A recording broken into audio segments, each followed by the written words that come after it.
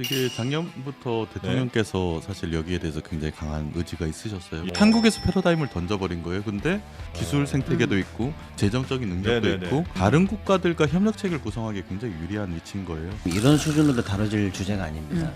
월드컵을 유치했거나 네.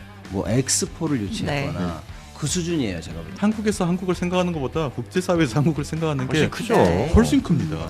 미국이 주도하는 AI 판에 별로 들어가고 싶지 않은 나라가 대부분일 네, 겁니다. 맞습니다. 그 다른 나라들에서 경쟁으로 카운터파가 들어왔다고 했잖아요.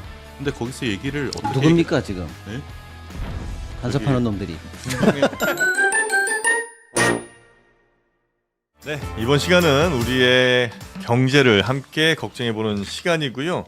이번에 또 큰 이슈가 하나 터진 것 같아서 오늘은 새로운 손님도 한분 모셨습니다. 자, 경제설전 오늘 함께 해주실 먼저 기존 멤버들부터 소개를 좀 해드릴까요? 우리 박시동 평론가님 네, 어서 오시고요. 안녕하세요. 네, 평론가님 반갑습니다. 그리고 권순우 기자님 어서 오십시오. 박권 권순우입니다. 네, 그리고 신혜영 기자 오늘 함께 하실 거고요. 안녕하십니까. 네, 반갑습니다.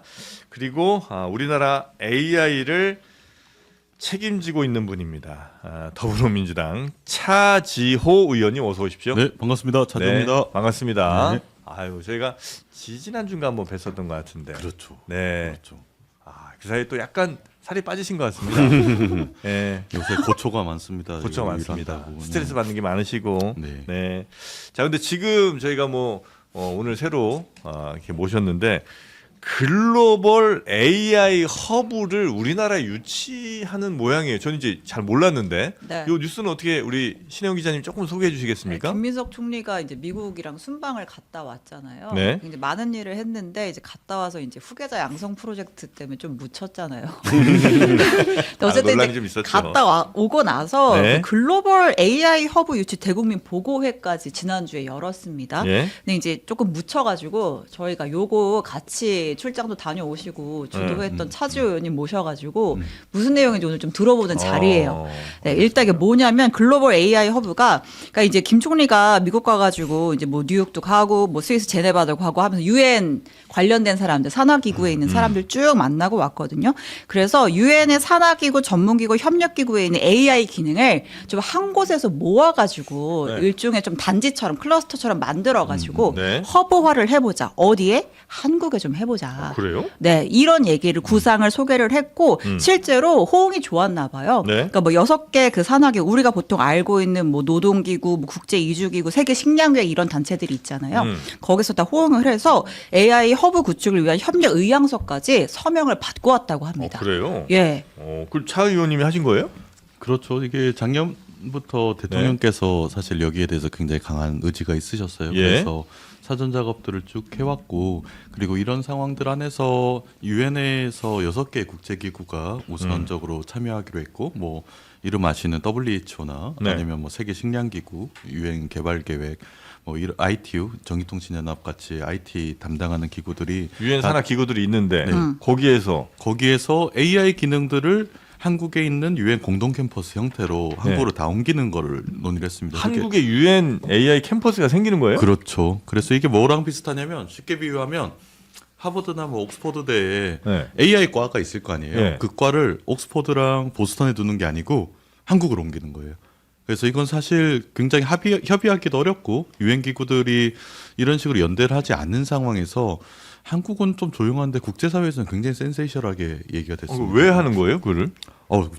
당연히 이제 한국 같은 경우는 글로벌 AI 전략이라는 게 네. 결국 미국이나 뭐 유럽 같은 선진국뿐만 아니라 전 세계로 우리 AI를 확산해야 되잖아요. 예. 그랬을 때 중요한 거는 이런 개발도상국의 3차 산업들 혹은 공공섹터들이 AI로 전환돼 나가는 게 가장 큰 시장이에요. 네. 근데 그 시장을 그럼 누가 거버넌스를 쥐고 있느냐라고 하면 유엔 기구들이 그걸 네. 담당을 하고 있죠. 예. 그래서 유엔 안에서 예를 들어서 세계 의료 시스템이 그 AI로 전환되는 거 WHO에서 관장하는 그 본부가 한국으로 오게 되는 거고 그리고 우리 일자리 충격 문제 얘기를 많이 하잖아요. 예. 그 대량 실업이 예상되니까 이게 한국뿐만 아니라 전 세계가 대량 실업 문제로 아마 큰 위기가 올 건데 예. 그거를 전체적인 글로벌 레귤레이션 하는 데가 ILO 국제노동기구 예. 안에 AI 본부가 되는데 그 본부를 한국으로 옮기는 거죠. 그래서 사실 이 부분은 바로 뭐 몇몇 국제 정상들 이제 뭐 스위스 대통령 이런 사람들이 바로 견제와 협력을 위한 연락이 저희 스위스일 때 바로 오고 지금 굉장히 다양한 카운터퍼가 그러니까 들어갈 정도로 그런 그죠. 조직들 기구들을 가서 설득을 해서 갖고 오시는 거예요? 이미 설득이 1차적인 설득이 돼서 이제 총리가 가서 이제 협약서에 서명을 아예 하고 왔어요. 6개 국제 기구들. 아니 그 기구들도 자기네 뭐 나라든 어디 유엔이든 뭐 있고 싶어 했을 거 아니에요. 그렇죠. 스위스에 있으니까 스위스 대통령이 연락이 왔겠죠. 스위스에 있어야 네. 되는데 이 기구들의 주요 기능들이 그 AI 기능들은 사실 앞으로 유엔 중요할 텐데. 다음 10년 정도에 유엔의 메인이 될 협의체인데 근데 그걸 우리한테 줄 때는 우리도 뭘 줬을 거 아니에요. 네. 뭘 줬어요 우리는? 우리가 진정성 진정성 진심. 그리고 진심. 착한 눈빛. 아 진짜로? 아 근데 진짜 제가 약간 저도 이거 네. 뭐 차지원 의원님 하시는 거 좀 취재를 좀 했었는데 네. 이게 그런 겁니다. 이게 AI가 이제 전 세계적으로 이제 세상을 어떻게 바꿀지가 다들 고민이잖아요. 예? 뭐 식량 기구도 그렇고 노동 기구도 그렇고 다 고민이 있잖아요. 네? 아 근데 AI가 세상을 어떻게 바꾸고 우리가 어떻게 대응해야 되는지가 골치 아픈 거예요. 예? 어떻게 할지 모르겠는 거예요. 네. 그래서 차지원 의원님이 그 기구들을 가서 다 부른 거예요. 야, 니네 AI 갖고 하려면 헷갈리지 않냐? 잘 네. 모르겠지 않냐? 딱 봐라. 내가 그림 딱 그렸는데 이 그림 갖고 여기 딱 들어가고 한국에 딱 만들면 얘기 되지 않냐? 그러니까 그러면 내가 혼자 하는 것보다 한국이랑 하는 게 낫겠네. 그래서 다 온 거예요. 그래요? 네, 그리고서 아까 스위스에서 뭐 견제와 협력이라고 되게 품격 있는 단어를 써주셨는데 그러니까 거기서 제일 중요한 AI라는 아젠다를 안고를 딱 빼간 거예요 스위스에서. 그러니까 협력이라는 거는 빼주는 거에 협력인 거고 네. 견제라는 거는 야 그거 왜 한국으로 가지고 가냐. 스위스에 남겨둬라. 이게 견제입니다. 그래갖고 스위스에서 왜 가져가냐고 그거 가지고 이제 11일 공개 이른바 견제입니다. 아 그래요? 그러니까 다 주진 못하고 다 줄 수는 없다. 이런 게 이제 스위스 입장인 거예요? 아니, 스위스는 그 AI 허브 너무 구상이 좋은데 네. 그거 왜 한국에서 하냐? 네. 스위스가 국제 기구의 도시 우리가 아니냐? 원조인데, 예. 그러니까 거기다 둬라. 그런데 네. 이제 차 의원님과 그 유엔 기구 사람들은 한국이 낫다고 이미 사인까지 했는데 맞아. 뭘 또 이거를 뭐 아, 견제를 하는 거야? 유엔의 선한 의지를 가진 좀 일당들이 있어요. 동료들이 있는데 그 각 기구에 흩어져 있거든요. 그래서 이제 이 그룹들과 논의를 했던 게 AI를 공공지능으로 활용을 하자. AI가 지금 산업 경쟁이나 아니면 뭐 전쟁에 쓰이고 있는데 상업용으로만 쓰지 말고 이 패러다임을 전환시켜서 유엔 아젠다에 맞게 우리는 AI를 공공지능으로 사용하고 전 세계 의료나 교육이나 금융이나 이런 데 접근성을 높일 수 있게 쓰자. 이렇게 된 거예요. 그랬더니 좀 선한 의지를 가진 분들이 여기에 표를 주고 그렇게 합시다 이렇게 한 거군요. 아니 뭐 저희가 사실 유엔에서 아젠다가 유엔에서 잘 만들어지잖아요. 주요 네. 국가, 회원국 이전에는 유럽과 미국이었는데 예. 이런 데서 큰 전환기 때마다 국제 질서를 이끌어 나가는 큰 아젠다를 던져요. 패러다임을 던지는데 지금 트럼프는 발을 빼고 있잖아요.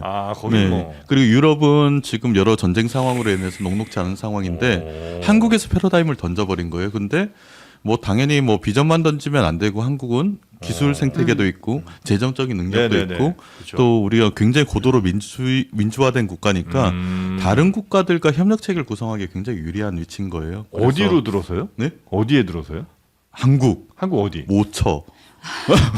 그러니까 그거는 네. 아직 그런 디테일한 계획까지는 아직 안 왜냐하면 나온 지금 거예요? 아니면 지방선거 기간에 네. 제주도와 광주와 인천 여기저기서 유치하겠다는 선언이 나왔어요. 그래서 그런 상황 안에서 저희가 이게 어디 들어선다라고 미리 정해지지도 않았고 그 부분은 유엔 기구들과 논의해서 정해야 되는 거죠. 대전 어떨까요?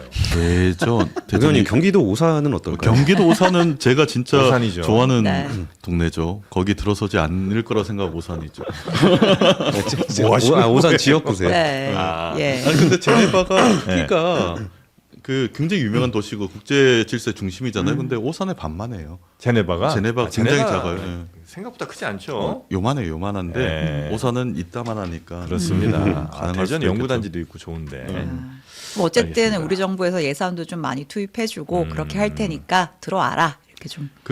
이게 굉장히 생각보다 큰 일인 네. 게 그러네요. 지금 유엔 기구들은 뉴욕과 제네바에 이제 중심적으로 모여 있고 안 돼. 이게 20세기, 21세기 지금까지 국제 질서를 상징하는 거예요. 유럽에서 만들어지고 뉴욕으로 좀 확장되고 네. 여기서 만들어진 아젠다가 국제사회에 끌어가는 표준이 돼버리는데 저는 강대국이고 선도국가라고 하면 표준을 만들어내는 국가라고 생각을 하거든요. 네. 근데 한국은 그 놈들이 만들어온 게임의 법칙에 그냥 따라가기만 했어요. 근데 지금 AI 전환 시대에 우리가 일종의 글로벌 표준을 먼저 만들겠다라고 좋네요. 게임의 규칙을 우리가 만들겠다라고 네.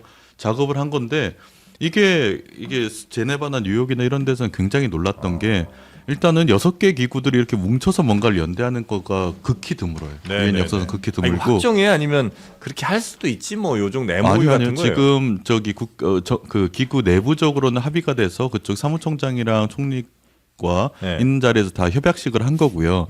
이제 구체적으로 어떤 식으로 어떤 위치에 어떤 형태로 들어갈지에 대해서 실무적인 논의들을 계속 진행시켜 나가는 겁니다. 그 들어오는 건 뭐 거의 확정이라고 보면 되고. 근데 지금 저희가 힘을 모아야 되는 거는 아까 권순 기자님 잠깐 얘기했듯이 카운터포들이 계속 들어와요.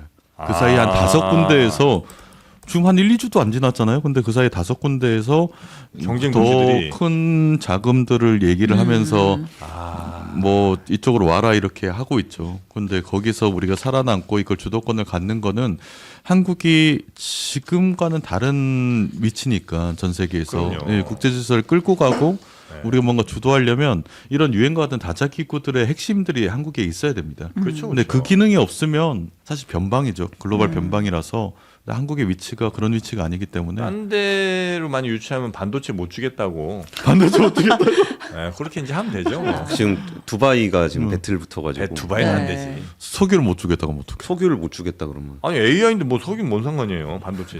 그런가? 네, AI니까. 근데 아니, 그 부분에서 우리가 적극성을 좀 보일 필요가 좀 있어요. 네. 이게 다른 나라 스위스나 쟤네 뭐 두바이나 이런 게 뭐 적극적으로 지원을 해서 이걸 해주겠다라는 게 이미 이제 사이닝은 이제 기본적인 구도는 돼 있는 건데 여기서 뭐 건물 멋있게 줘줄게요, 사람들 월급 많이 줄게요, 생활환경 해줄게요, 그러면서 이제 꼬시는 거거든요. 네네. 근데 우리는 거기서 그냥 국내적으로 뭐가 온다고? 뭐 허브가 뭔데? 그러니까 홍보도 좀 하고. 허브가 오는 게 맞아. 뭐야? 뭐 이런 느낌 있잖아요. 네. 근데 그게 이제 국제 질서라는 부분들이 우리가 이제 뭐 예를 들어서 뭐 자유무역이다.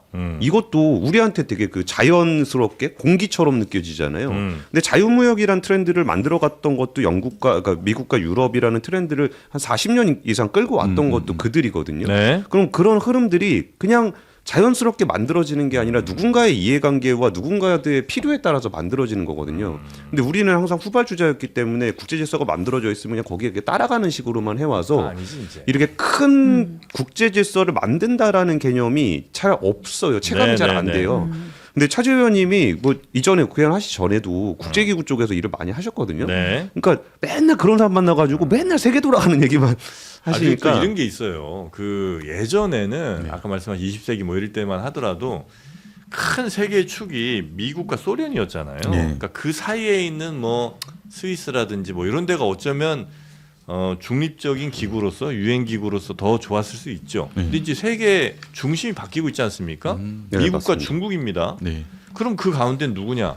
오히려 우리나라가 더 적절하다는 거죠. 그러니까 이런 거 어필하셨어요? 한국이 하셨냐고? 아니 그 어필은 이미 한국의 지정학적 위치는 알고 있어요. 유엔에서 그들이? 알고 있고. 잘 모를 것 같은데. 그러니까 이게 미국과 중국 중심으로 열강 구도가 형성되는데 한국 같은 나라가 사실 스위스 같은 포지션이 될 수 있는 것 같아요. 네. 브릿지 국가라고 표현을 그럼요. 하거든요. 그래서 네. 양쪽을 브릿지하면서 그렇죠. 만들어 나갈 수가 있을 것 같은데. 네.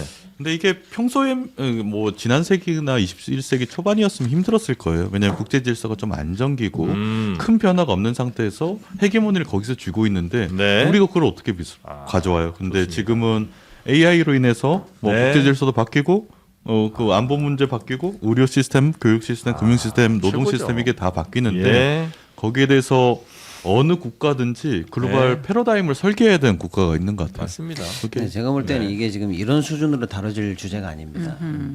무슨 뭐 우리가 우리 수준이 어때서 그렇죠? 월드컵을 유치했거나 네. 뭐 엑스포를 유치했거나 그 수준이에요. 제가 볼 때. 아 요거가 이 뉴스가요. 기대 효과도 크고. 그러면요. 예? 어쩌면은 지금 사실 우리가 AI 시대 이게 뭐 AI 시대가 말이 AI 시대지만 진짜 전 인류사적 보면 지금 우리가 대문명의 패러다임 전환을 앞두고 있는 상황 아닙니까? 네. 노동 문제는 어떻게 될까? 기술은 어떻게 될까? 전쟁에서 AI 기술은 어떻게 쓰여질까? 의료는 어디까지 가야 될까? AI에서 소외된 제3세계 약소 국가들은 그러면 버려지는 하등 국가로 전락해야 되는 건가? 세계는 어디로 나가야 되는가? 이 수많은 문제들을 앞두고 있잖아요. 그렇죠. 그 인류의 그 수많은 과제들을 누가 어디서 해결할까? 그걸 여기서 해결하겠다는 거예요. 어마어마한 지금 사실은 중요한 얘기를 우리가 잡아온 거기도 하고요. 네. 또 우리 정부 입장에서 볼 때는 우리가 이 정부의 사실은 이제 여러 이제 정책 기조라든지 국정 과제 안에서 AI 선도국가, AI 3강 이런 얘기 우리가 대통령이 시작부터 많이 하지 않았습니까? 그 프로젝트가 쭉 있어요. 먼저 돈이 있어야 되겠네라고 해서 블랙락 의원님이 직접 나서가지고 네. 블랙락이랑 통해가지고 어마어마하게 일단은 유치 자금을 확보해놔서 돈 문제는 일단은 그래도 그 문제를 해결했고요. 그 다음에 이제 정부가 나서서 AI 여러 가지 선도 정책 등등등을 하기로 했어요. 그리고 우리가 중요한 비전을 냈죠. AI 딱 보니까 블록이 미국 블록이야. 또 하나는 중국 블록이야. 나머지는 어떻게 할 거야? 각 국가 내에서 블록을 형성 못하는 나라들은 어떻게 할 건데 아시아 다 모여. 한국이 아시아 블록 전체의 AI 수도가 될게. 그렇죠. 요 비전을 냈거든요. 그거 다음 비전이에요. 세계적으로 해결해야 될 문제는 서울이 아니고 한국에서 해결하자. 네. 굉장히 맥락이 있는 내용이고 너무나 중요한 내용인데 이게 지금 어마어마한 뉴스인데 이게 지금 어필이 좀 잘 안 되고 잘 안 되고 있어요. 네. 그 이게 부분도 의원님 제가- 탓인가요? 제가 다신 것 같기도 하고 네, 의원님 탓일 수도 있겠다는 생각이 저는 드는 게요. 네, 저도 이거 좀그 상황적으로 좀 알아보니까 1차적으로 엑스포나 올림픽 같은 거는 유치를 우리가 해본 경험이 있어갖고 뭔지 알아요. 근데 이거는 뭔지 잘 모르겠는 게 일단 1번이 있거든요. 근데 올림픽이나 엑스포는 한번 경기 끝나고 나면 끝나잖아요. 근데 여기는 한번 자리 잡으면 계속 가는 거거든요. 그러니까 굉장히 큰 이벤트임에도 불구하고 제가 왜 그런 생각이 들었냐, 왜 의원님 탓인 것 같다는 생각이 들었었냐면은 이 얘기가 그 이재명 대통령이 거기에 대해서 언급을 한 게 있었고 국무총리가 이렇게 움직였잖아요. 근데 실제로 이런 일은 이제 국회의원으로서 하는 일이 아니라 국가적인 일이기 때문에 행정부에서 이걸 해줘야 돼요. 네. 근데 의원님이 이제 앞에서 이렇게 그림을 딱 그려버리니까 행정부에서도 근데 이게 어느 부처 일이지? 외교부 일인가? 뭐 WHO가 오면 보건복지부 일이야? 아니 어느 지역에 있으면 이거 행안부 일이야? 이 부분들에 대해서 딱 책임지고 거기에 뭐 예산을 담는다거나 그 세부적인 로드맵을 짤 만한 행정부처가 아직까지 눈에 보이질 않아요. 네. 그래서 저는 이건 차지 의원님의 존재감이 너무 강해서 부처들이 못 들어온 게 아닌가. 그래서 이제 그런 부분들에 대한 실무적인 게 되려면 네. 행정부가 적극적으로 좀 네. 붙어줘야 된다는 말씀을 좀 드리고 싶었습니다. 네. 그리고 사실 이제 우리나라의 변변한 큰 규모의 여기서 그냥 넘어가요. 차 의원님 뭐가 돼요? 크게 뭐 네. 말씀하실 거 없잖아요. 네. 네. 아니, 변변한 큰 국제 교류가 네. 사실은 아직은 없는데 네. 뭐 몇 개 있습니다만, 예. 그래서 이제 사실은 이제 매번 뭐 오래된 얘기예요. 뭐 네. 유엔의 제2사무소는 뭐 아시아 지역으로 하나 올 때 중동으로 가야 되냐, 이참에 한국으로 가야 되냐, 뭐 이런 얘기들도 많거든요. 네. 지금까지 나왔던 모든 얘기들을 다 합친 거에 몇백 배, 몇천 배에 해당하는 지금 중요한 뉴스이기 때문에 의원님이 여기까지 이제 애 많이 쓰셨고 네. 이제 이걸 정부 차원에서 추진을 받아서 잘해야죠. 이제 발 빼고. 받아서 네. 진짜로 대국민 홍보도 하고 우리가 지금 이미 거의 협약이 됐는데 대여섯 개 국가가 지금 뭔가를 제안하고 있다. 그럼 우리가 뭐 예를 들어서 더 큰 제안, 뭐 이런 것들이 좀 발빠르게 나가면서 네. 그 제가 목소리를 엄청 높이려고 하는 게 너무 조용해요. 그러니까 국제사회에서 저희가 경험했던 그 1, 2주 동안은 경험했던 그 스포트라이트 받고 네. 견제 들어오고 이런 거에 비해서 국내에서 너무 조용하고 실제 이게 당정청이 다 같이 하는 일이거든요. 이게 대통령께서 의지를 가지셨고 이제 대통령이 되기 전부터 이런 비전을 가지고 계셨고 그리고 대통령실의 AI 비서관 뭐 김우창 비서관이랑 계속 같이 돌아다니면서 작업을 했고 뭐 당에서는 뭐 정청래 대표가 저는 이제 미래사무부총장으로 이렇게 임명하면서 같이 전폭적인 지지 아래서 움직였고 정부는 총리께서 이 모든 것을 유치위원회를 만들고 위원장을 맡고 직접 뛰어다니시고 하는데 이 구조면 사실 굉장히 센세이션하게 추진이 돼야 되는 구조인 것 같아요. 이 정도로 당과 청와대와 그 정부에서 네네네네. 몰리면 근데 문제는 아까 얘기하셨던 것처럼 부처 내에서도 인식이 높지도 않고요.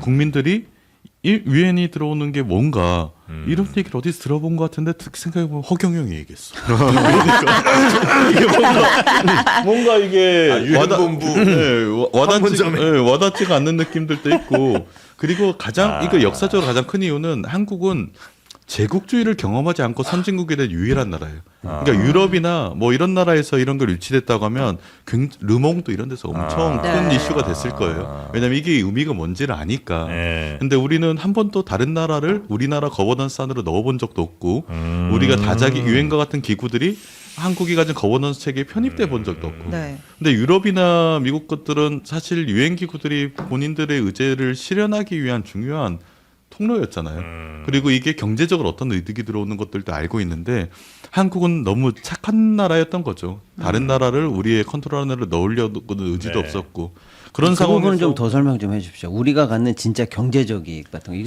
제가 볼 때는 보통 문제가 아니거든요. 그러니까 이제 이게. 엑스포나 월드컵 같은 경우는 엑스포 네. 열린다 그러면 막 전시장 큰 거에 막 네네네. 여러 기업들 막 들어오는 거 딱 이미지가 오잖아요. 그다음에 뭐 월드컵이면 야 전국에 있는 월드컵 경기장이 다 막 꽉꽉 차갖고 사람들 막 이게 딱 그림이 이미지가 딱 그려지는데 이게 AI 허브가 온다는 건 이게 제가 경제 효과를 얘기해도 단위가 안 와닿으실 거예요. 이게 예를 들어서 전 세계가 사회 시스템이 근본적인 변화를 하고 있고 3차 산업, 네. 그러니까 서비스 이코노미로 보는 근본적인 변화를 하고 있고 한 예가 의료 시스템입니다. 이제 전 세계 의료 시스템은 뭐 유럽과 미국이나 동아시아 일부 국가들 말고는 다 굉장히 부족한 상황이에요. 의사들을 수출입이 안 되잖아요. 네. 근데 의료인공지능이 들어오면서 의사들이 이제 수출입할 수 있는 시기가 됐고 의료 시스템 자체가 국경을 넘어서 팔 수 있는 상품이 돼버린 거예요. 그럼 이 시장 규모가 어느 정도 되냐면 개발도상국의 미충족 의료 시장만 그 연 2경 정도 시장입니다. 경이요? 이경이 안 와닿잖아요. 조가 2만 개. 그래서 거기서 한국이 전 아무리 못해도 한국의 AI 기술들 그리고 의료 시스템 이런 부분들이 아무리 소극적으로 잡아도 지금은 저희가 적극적으로 나오면 전 세계 의료 시장 10%는 잡을 것 같거든요. 그럼 그것만 2,000조잖아요. 2,000조의 시장이 10%만 시장만 해도 2,000조인데 근데 그 시장이 어떻게 열리느냐? 민간 기업이 두드려서 열 수 있는 데가 아닙니다. 그렇죠. 왜냐 공공 의료 시스템이나 교육 시스템 이런 거는 국가 정부에서 결정하는 거기 때문에 정부에서 결정을 하고 우리는 그 나라 정부랑 협의체를 구성하거나 연대체를 구성을 해야 되는데 여기서 중요한 매개체가 되는 게 유엔 기구들이에요. 그렇죠. 개발도상국의 의료 시스템의 개발 계획들은 WHO에서 세우니까 그러면 결국 AI 전환 시대 때 전 세계가 AI 기반으로 의료 시장들이 확대되고 시스템이 확장될 때 이거를 거버넌스나 의사결정을 어디서 하느냐 그 나라 정부랑 WHO인데 그 기능을 사실 한국으로 가져오는 거죠. 그러면 우리는 한국의 AI 산업들, 의료 산업들이 진출할 수 있는 가장 중요한 브릿지를 만들어 놓는 거고 그 시장 규모가 이경이고 이경이 지금 반도체 시장 같이 싸우는 서로 경쟁하는 시장이 아니고 비어 있는 시장인데 근데 여기에 대해서 우리가 아직 인사이트나 경험을 하지 못하니까 새로운 시장에 대해서 여기에 대해서 계획을 못 세운 거죠. 여기에 가장 적극적인 데는 구글 같은 데가 가장 적극적이죠. 네. 그리고 아니, 우리가 예. 딱 1년 전만 생각해 보세요. 우리나라 AI가 왜 이러니 막 이렇게 고민 많이 할 때 그때 우리나라 AI 관련한 인력 순 유출국 우리나라가 1위예요. 실제 1위는 아니죠. 근데 이제 실질적인 1위예요. 나머지 1위는 너무나 조그만 나라이기 때문에 어떡하냐 우리 인력들 다 나간다 이러는데 만약에 생각해 보세요.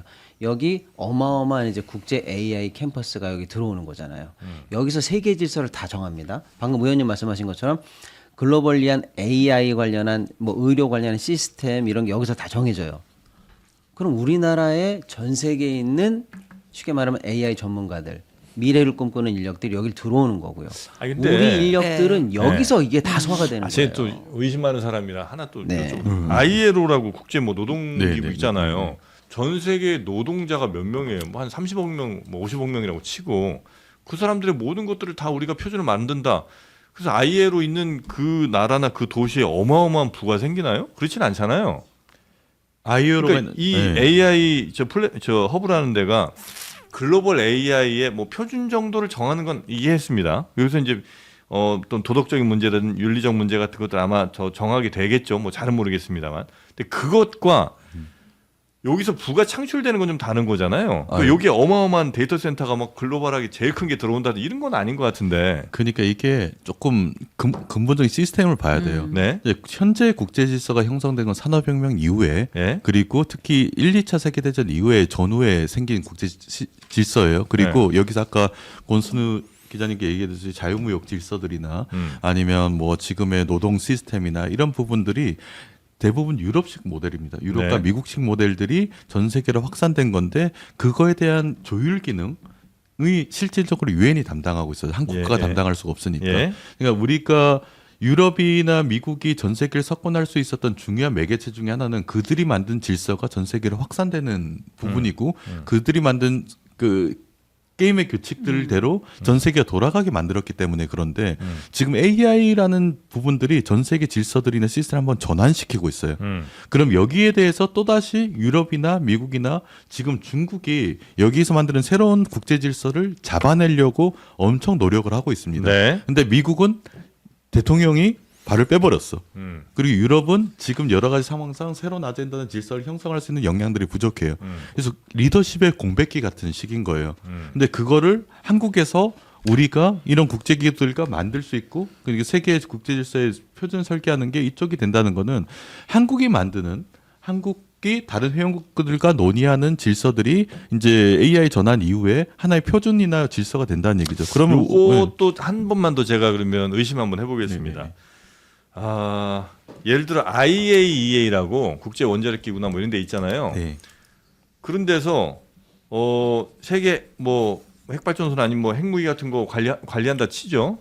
근데 이제 그 관리한 IAEA가 있는 나라가 미국과 소련의 과거 핵무기들을 그러면 뭐 관리해서 야 니네 몇 개까지만 만들어 이렇게 할 수 있냐 못 하잖아요. 그거는 그냥 미국과 소련이 알아서 정하는 문제인 거고 둘이서 뭐 협상을 하든지 그래서 뭐 무기 줄이 자고는 할 수 있고 지금 AI가 만약에 글로벌 허브가 우리나라로 온다는 건 어쩌면 미국과 중국이라는 정말 커다란 두 강대국들이 충돌하는데 어느 한쪽이 힘을 실어줄 수 없으니까 거기가 아닌 그냥 우리나라에 만들자고 하는 것 같은데 그렇다고 해서 우리나라가 주도적으로 미국 중국의 그 AI 발전이나 이런 거에 대해서 규제를 우리가 할 수 있느냐 그건 아닐 거 아니에요. 아유 한국의 꿈은 좀 원대합니다. 예를 들어서 네. AI는 디지털 산업의 디지털 경제잖아요. 네. 그때 미국과 중국이 그 양강구도를 형성하고 있고 우리의 목표가 3강, 그러니까 3등이 되고자 하는 건데 네. 그 AI 산업 혹은 디지털 산업에서 3등은 선거 3등이랑 똑같아요. 아무짝에도 쓸모 없습니다. 왜냐하면 이게 국경 없이 서비스가 제공되는 거기 때문에 3등 기술 3등에 미치로는 아무것도 안 돼요. 우리가 해야 될 거는 제3의 블록을 형성을 해야 돼요. 네. 그러니까 말씀하신 대로 양강에 우리가 뭐 조율하는 기능이 아니냐 그러면 어차피 우리는 AI로 안 돼. AI 시대 때는 산업 경쟁력을 못 가져요. 그럼 우리는 어떻게든 제3의 블록을 형성을 해야 되는데 네. 그 3의 블록을 형성할 수 있는 방법 중에 하나가 사실 이런 식의 다자기구 혹은 글로벌 거버넌스를 잡아내는 거라고 생각을 하고요. 그리고 아까 말씀하신 게 정확한데 IAEA든 다른 기구든 유엔 자체는 원래 힘이 별로 없어요. 네. 유엔이 힘을 발휘하는 거는 그 뒤에 미국과 유럽이라는 회원국이 있고 그 회원국이 가진 파워, 국가로서의 파워가 유엔으로 통해서 간접적으로 실현되는 거기 때문에 이 아젠다가 맞춰서 이렇게 영향을 주게 되는 거죠. 그러면 네. 한국이 스위스 같은 나라면 AI 허브나 이런 게 들어와도 AI 쪽에서 힘을 발휘하지 못할 그 회원국 자체가 작으니까. 근데 한국이라는 회원국은 저는 기술면이나 문화나 경제력이나 전 세계에서 유엔 같은 거버넌스 축을 가지고 새로운 어떤 질서를 형성할 수 있을 만한 충분한 파워가 있는 국가인 것 네네. 같아요. 그래서 한국이 만약에 이 글로벌 AI 전략이나 아니면 대통령께서 늘상 얘기하시는 글로벌 선도 국가가 되고자 하는 전략과 의지가 없다면 네. 우리가 유엔이 무슨 필요가 있겠어요? 필요가 없죠. 근데 그런 계획들을 가지고 있었을 때 유엔은 네. 필수적인 요소입니다. 알겠습니다. 확실히 이런 이제 질문 응답을 통해서 더 정확하게 파악할 수 있지 않았나 하는 자평을 또 해봅니다. 근데 뭐 소소하지만 소소하지 않은 뭐 경제적 효과라 그러면은 네. 우리가 에이펙 정상회의 한번 할 때 경주에 이렇게 사람 네. 이렇게 바글바글 했었잖아요. 그럼 이런 거 들어오면은 AI 이거 연구하려고 국제적으로 여기 한국 찾아오는 그 행사가 연례적으로 여기는 진짜 상시로 있겠네요. 상시로 있을 겁니다. 그렇겠네요. 거- 네. 뭐 회의가 뭐 한두 번 있을 것도 아니고 나라가 한두 개가 들어올 것도 아니고 네. 거기서도 AI 주제라 그러면은 뭐 여기저기가 얽혀 있는 데가 되게 많잖아요. 그러면은 그런 거 뭐 중간중간 컨퍼런스만 하더라도 맞아. 그냥 뭐 매일매일 파티, 매일매일 마이스 사업 뭐 이런 것들은 뭐 작진 않지만 이 허브의 사이즈에 비하면 작지만 네. 그 지역 경제에 미치는 영향은 굉장히 클 저는 겁니다. 그것도 작다고 안 보고 예를 들어서 지금 우리가 이제 소프트 얘기를 했지만 네. 소프트 파워 얘기했지만 그 벨기에 브뤼셀 같은데 네. 또 스위스 제네바 한번 가보세요. 오줌 싸는 소년이 벨기에 브뤼셀에 그렇죠. 있습니다. 조그맣지만 사실은 거기 있는 국제 기구들 때문에 벌어지는 그 도시의 문화나 역량이 다르거든요. 그렇지. 근데 지금 솔직히 지금 이 이란 전쟁 이후에 네. 세계 전후 질서가 어떻게 될까 우리 고민이 많잖아요. 중국이 과연 또 대만을 이번에 미국이 하는 걸 봤지. 또 북한은 어떨까 등등등 사실 우리나라에도 새로운 안보 환경이 생길지도 모르잖아요. 여기에 사실 이렇게 피지컬리하게 국제기구들의 헤드쿼터 같은 것들이 AI 센터가 심장이 들어온다라는 거는 다양한 의미로도 또 우리한테는 네. 의미가 커요, 제가 볼 때는요. 아니 이렇게 생각하시면 돼요. 2차 세계대전 이후에 제네바에 국제기구들이 유치되면서 스위스의 위치가 국제적으로 굉장히 달라졌잖아요. 스위스는 경제력에서 보면 한국에 비할 나라가 아니고 그렇죠. 시계나 문화적 만들지 뭐. 영향력도 한국에 비할 나라가 아니에요. 우리 BTS 보이국입니다. 그럼요. 그런데 한국이 만약에 한국에 2차 그게 한국 전쟁 이후에 제네바라는 도시가 한국에 있었다. 그럼 우리가 그 많은 역사적 아픔을 겪었을까? 그러니까요. 그러니까 다른 나라들 그렇게 함부로 할 수 있었을까? 완전한 안전망이 구축되는 거예요. 그리고 한국에 제네바 같은 도시가 있었으면 네. 북한과의 안보 문제가 이 정도로 심각해졌을까? 저는 아닐 수 있다고 생각이 들어요. 그래서 한국이 지금 다음 15년간의 AI 전환 이후에 어떤 나라로 갈 거를 포지셔닝 하는가에 따라서 네. 유엔이 전혀 필요 없을 수도 있고 우리는 그냥 소국으로 남겠다. 아니면 그냥 뭐 변방으로 남겠다 하면 그런데 한국이 이미 그런 나라가 아닌데 그리고 한국에서 한국을 생각하는 것보다 국제사회에서 한국을 생각하는 게 훨씬 크죠. 네. 훨씬 큽니다. 맞습니다. 아니 우리 네. 뭐 경제적 파급 효과도 살펴봤고 당연히 AI 쿼터가 헤드쿼터가 한국이 되면 국제적인 위상도 올라가고 이 장밋빛 비전을 쭉 들어봤는데 중요한 건 일단 와야 될 거 아니에요. 지금 이 그 협력 의향서 서명식 서명 받아오셨다고 한 게 이게 뭐 강제력이 있고 이런 건 아닌 거잖아요. 네. 경쟁자들이 계속해서 우리한테 와 뭐 두바이, 제네바 아니 계속 있을 이렇게 얘기를 하고 해야지, 있고 우리가. 그럼 이제 실무적으로 우리가 뭘 준비했냐 해야 하냐 이제 그거만 얘기하고 이제 정리를 해볼까요? BTS 네. 공연 갈까요? 네. 아 BTS 아니 뭐 검정부 홍보대사. TF를 만든다든지 중무부처가 아, 명확하지 우리 않으면 지금 뭐 범부처 특별법을 만든다든지. 네.